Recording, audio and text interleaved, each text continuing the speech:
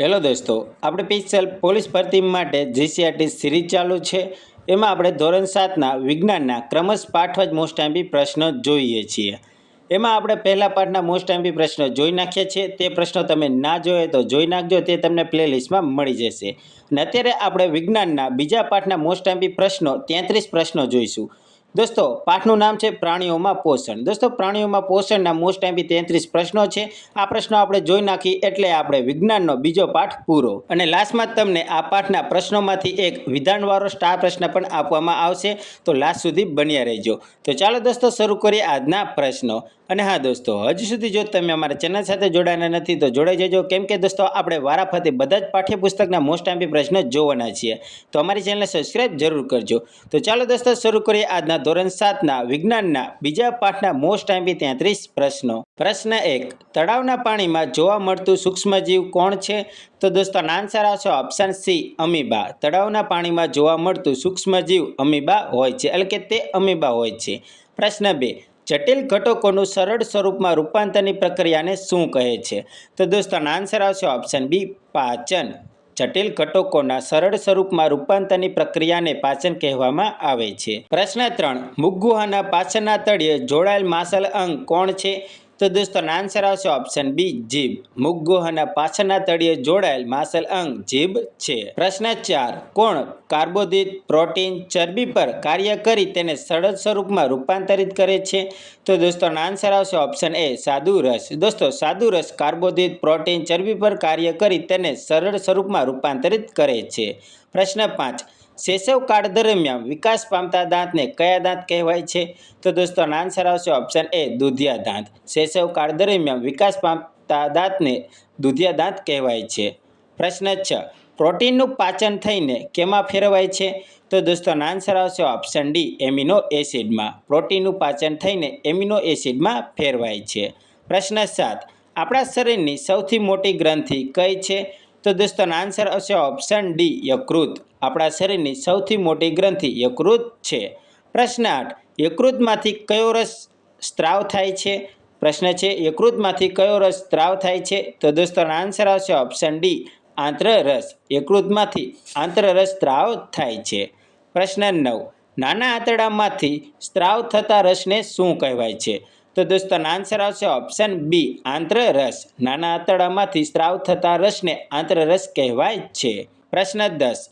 કયો ખોરાક શરીર ટકાવી રાખવા, વૃદ્ધિ અને કોષના બહુગુણન માટે વપરાય છે? તો દોસ્તો આન્સર આવશે ઓપ્શન બી, શોષિત ખોરાક. શોષિત ખોરાક શરીર ટકાવી રાખવા, વૃદ્ધિ અને કોષોના બહુગુણન માટે વપરાય છે. પ્રશ્ન 11. ગાય, ભેંસ જેવા પ્રાણીઓ ઝડપી ઘાસ ગળીને ક્યાં સંગ્રહ કરે છે? તો દોસ્તો આન્સર આવશે ઓપ્શન બી, આમાશયમાં. દોસ્તો, ગાય, ભેંસ જેવા પ્રાણીઓ ઝડપી ઘાસ ગળીને આમાશયમાં સંગ્રહ કરે છે. પ્રશ્ન 12. શોષાયેલો ખોરાક શરીર માટે જરૂરી પ્રોટીન જેવા જટિલ ઘટકોના બંધારણમાં વપરાય તેને શું કહેવાય? તો દોસ્તો આન્સર આવશે ઓપ્શન સી, સ્વાંગીકરણ. દોસ્તો, શોષાયેલો ખોરાક શરીર માટે જરૂરી પ્રોટીન જેવા જટિલ ઘટકોના બંધારણમાં વપરાય છે તેને સ્વાંગીકરણ કહેવાય છે. પ્રશ્ન 13. પિત્તરસ કોના પાચનમાં મહત્વનો ભાગ ભજવે છે? તો દોસ્તો આન્સર આવશે ઓપ્શન બી, ચરબી. દોસ્તો, પિત્તરસ ચરબીના પાચનમાં મહત્વનો ભાગ ભજવે છે. પ્રશ્ન 14. પ્રાણીઓના અર્ધપ્રાચિત ખોરાકને શું કહેવાય છે? તો દોસ્તો આન્સર આવશે ઓપ્શન ડી, વાગોળ. પ્રાણીઓના અર્ધપ્રાચિત ખોરાકને વાગોળ કહેવામાં આવે છે. પ્રશ્ન 15. નાનું આંતરડું કેટલા મીટર લાંબુ હોય છે? તો દોસ્તો આન્સર આવશે ઓપ્શન સી, 7.5 મીટર. નાનું આંતરડું 7.5 મીટર લાંબુ હોય છે. પ્રશ્ન 16. મોટા આંતરડાની લંબાઈ કેટલી હોય છે? તો દોસ્તો આન્સર આવશે ઓપ્શન બી, 1.5 મીટર. મોટા આંતરડાની લંબાઈ 1.5 મીટર હોય છે. તો દોસ્તો, મોટું નાનું છે અને નાનું મોટું છે, એટલું યાદ રાખજો. પ્રશ્ન 17. યકૃત કેનો સ્ત્રાવ કરે છે? તો દોસ્તો આન્સર આવશે ઓપ્શન એ, પિત્તરસનો. યકૃત પિત્તરસનો સ્ત્રાવ કરે છે. પ્રશ્ન 18. સામાન્ય રીતે આપણા મોંમાં શું આવેલ હોય છે? તો દોસ્તો આન્સર આવશે ઓપ્શન એ, બેક્ટેરિયા. સામાન્ય રીતે આપણા મોંમાં બેક્ટેરિયા આવેલ હોય છે. પ્રશ્ન 19. શોષાયેલો ખોરાક કોના દ્વારા શરીરના વિવિધ અંગો સુધી પહોંચે છે? તો દોસ્તો આન્સર આવશે ઓપ્શન એ, રુધિર વાહિનીઓ દ્વારા. શોષાયેલો ખોરાક રુધિર વાહિનીઓ દ્વારા શરીરના વિવિધ અંગો સુધી પહોંચે છે. પ્રશ્ન 20. અમીબા સૂક્ષ્મજીવોને આરોગે છે જે કયા જય ફસાય છે? તો દોસ્તો આન્સર આવશે ઓપ્શન એ અન્નધાનીમાં. અમીબા સૂક્ષ્મજીવોને આરોગે છે જે અન્નધાનીમાં જઈને ફસાય છે. પ્રશ્ન 21. વાગોળનાર પ્રાણીઓના અમાશયમાં હાજર રહેલા બેક્ટેરિયા કેના પાચનમાં મદદ કરે છે? તો દોસ્તો આન્સર આવશે ઓપ્શન બી સેલ્યુલોઝના. વાગોળનાર પ્રાણીઓના અમાશયમાં હાજર રહેલા બેક્ટેરિયા સેલ્યુલોઝના પાચનમાં મદદ કરે છે. પ્રશ્ન 22. સાદુ રસ કેમાં સ્ત્રાવ કરે છે? તો દોસ્તો આન્સર આવશે ઓપ્શન સી સાદુપિંડમાં. સાદુ રસ સાદુપિંડમાં સ્ત્રાવ કરે છે. પ્રશ્ન 23. મનુષ્ય સહિત ઘણા પ્રાણીઓ સેલ્યુલોઝનું શું નથી કરી શકતા? તો દોસ્તો આન્સર આવશે ઓપ્શન ડી પાચન. મનુષ્ય સહિત ઘણા પ્રાણીઓ સેલ્યુલોઝનું પાચન નથી કરી શકતા. પ્રશ્ન 24. કેલ્શિયમ કાર્બોનેટથી બનેલા સખત કવચથી આવૃત પ્રાણીઓને કોણ ખાય છે? તો દોસ્તો આન્સર આવશે ઓપ્શન બી તારા માછલી. દોસ્તો ખાસ યાદ રાખજો કે કેલ્શિયમ કાર્બોનેટથી બનેલા સખત કવચથી આવૃત પ્રાણીઓને તારા માછલી ખાય છે. પ્રશ્ન 25. અપાચિત ખોરાકમાંથી પાણી અને કેટલાક ક્ષારોનું શોષણ કરવાનું કાર્ય કોણ કરે છે? તો દોસ્તો આન્સર આવશે ઓપ્શન ડી મોટું આંતરડું. અપાચિત ખોરાકમાંથી પાણી અને કેટલાક ક્ષારોનું શોષણ કરવાનું કાર્ય મોટું આંતરડું કરે છે. પ્રશ્ન 26. જઠરનો આકાર કોના જેવો હોય છે? તો દોસ્તો ખાસ યાદ રાખજો આનો આન્સર આવશે ઓપ્શન સી પહોળા જે જેવો હોય છે.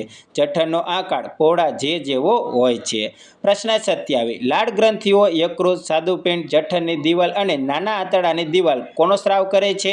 તો દોસ્તો આન્સર આવશે ઓપ્શન સી પાચક રસોનો. લાળ ગ્રંથિઓ યકૃત, સ્વાદુપિંડ, જઠરની દિવાલ અને નાના આંતરડાની દિવાલો પાચક રસોનો સ્ત્રાવ કરે છે. પ્રશ્ન 28. કાર્બોદિતનું પાચન થઈ શેમાં રૂપાંતર થાય છે? તો દોસ્તો આન્સર આવશે ઓપ્શન સી ગ્લુકોઝ અને શર્કરાનું. કાર્બોદિતનું પાચન થઈ ગ્લુકોઝ અને શર્કરામાં રૂપાંતર થાય છે. પ્રશ્ન 29. નાનું આંતરડું કોની પાસેથી સ્ત્રાવ મેળવે છે? તો દોસ્તો આન્સર આવશે ઓપ્શન બી યકૃત અને સ્વાદુપિંડ પાસેથી. દોસ્તો નાનું આંતરડું યકૃત અને સ્વાદુપિંડ પાસેથી સ્ત્રાવ મેળવે છે. પ્રશ્ન 30. જીભ પર શું આવેલું હોય છે તેનાથી આપણે સ્વાદની પરખ કરીએ છીએ? તો દોસ્તો આન્સર આવશે ઓપ્શન ડી રસાકુરો. દોસ્તો જીભ પર રસાકુરો આવેલું હોય છે તેનાથી આપણે સ્વાદની પરખ કરીએ છીએ. પ્રશ્ન 31. ચરબીનું પાચન થઈને શેમાં ફેરવાય છે? તો દોસ્તો આન્સર આવશે ઓપ્શન બી ફેટી એસિડ અને ગ્લિસરોલમાં. ચરબીનું પાચન થઈ જે ફેટી એસિડ અને ગ્લિસરોલમાં ફેરવાય છે. પ્રશ્ન 32. કયા ઘટકો જટિલ હોય છે? તો દોસ્તો આન્સર આવશે ઓપ્શન સી કાર્બોદિત. દોસ્તો કાર્બોદિત ઘટકો જટિલ હોય છે. પ્રશ્ન 23. નાના આંતરડાની દિવાલમાં હજારો આંગળીઓ જેવા પ્રવધા જોવા મળે છે તેને શું કહેવાય છે? તો દોસ્તો આન્સર આવશે ઓપ્શન સી રસાકુરો. દોસ્તો જે નાના આંતરડાની દિવાલમાં હજારો આંગળીઓ જેવા પ્રવધા જોવા મળે છે તેને રસાકુરો કહેવાય છે. દોસ્તો આપણે અહીંયા મોસ્ટ ટાઈમ બીજા પાઠના 33 પ્રશ્નો પૂરા કર્યા. હવે તમને આ 33 પ્રશ્નોમાંથી એક વિધાનવાળો સ્ટાર પ્રશ્ન આપું છું. તેનો જવાબ તમારે જાતે કે કમેન્ટમાં જણાવવાનો છે. તો દોસ્તો સ્ટાર પ્રશ્ન છે નીચેનામાંથી અયોગ્ય વિધાન જણાવો. તો દોસ્તો 3 વિધાન આપ્યા છે તેમાંથી તમારે અયોગ્ય વિધાન જણાવવાના છે. તો પહેલું વિધાન છે સામાન્ય રીતે આપણા મોંમાં જીવાણુ આવેલા હોય છે. બીજું વિધાન છે પ્રોટીનનું પાચન થઈને પિત્તરસમાં ફેરવાય છે. ત્રીજું વિધાન છે જઠરનો આકાર પહોળા યુ જેવો હોય છે. તો દોસ્તો આ 3 વિધાનમાંથી કયું વિધાન અયોગ્ય છે તો તે તમારે જણાવવાનું છે. તો દોસ્તો ઓપ્શન છે એ માત્ર બીજું વિધાન અયોગ્ય છે.